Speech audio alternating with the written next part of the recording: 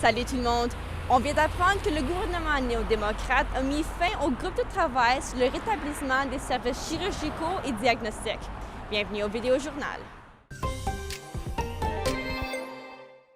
C'est ce matin que Uzoma Asagwara, ministre de la Santé, a annoncé que Soins communs prendra en charge la gestion de la structure actuelle du groupe de travail. Uzoma Asagwara précise que les procédures et les traitements prévus ou en attente auront bel et bien lieu et qu'il n'y aura aucun retard pendant la transition. Le gouvernement priorise la réduction des temps d'attente pour les chirurgies de la colonne vertébrale à 1 an.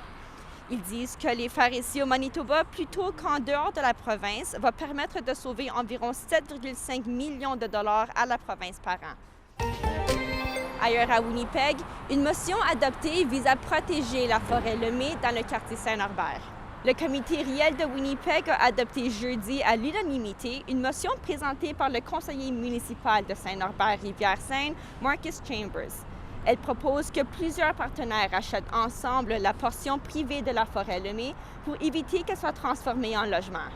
Marcus Chambers espère que Winnipeg négocie avec le promoteur un prix d'achat pour le terrain. Sa dernière vente était d'environ 1,5 million de dollars et ça serait inscrit au budget de l'année prochaine. Et en terminant, préparez-vous à une fin de semaine chargée ici au centre-ville de Winnipeg. Il y a 2 gros événements qui auront lieu le samedi. Donc pour commencer, le défilé fameux du Père Noël et ensuite un match des Jets qui affronteront les Coyotes d'Arizona à 18h.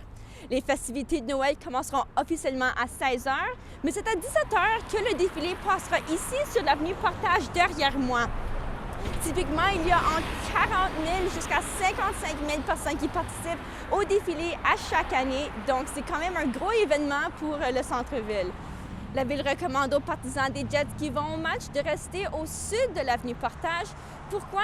Bien parce qu'il sera impossible de traverser l'avenue pendant le défilé, à moins que vous voulez utiliser ces passerelles ici, partout au centre-ville.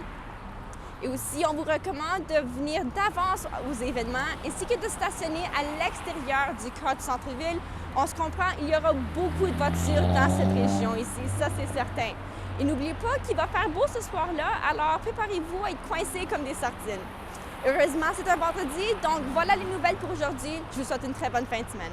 Au revoir!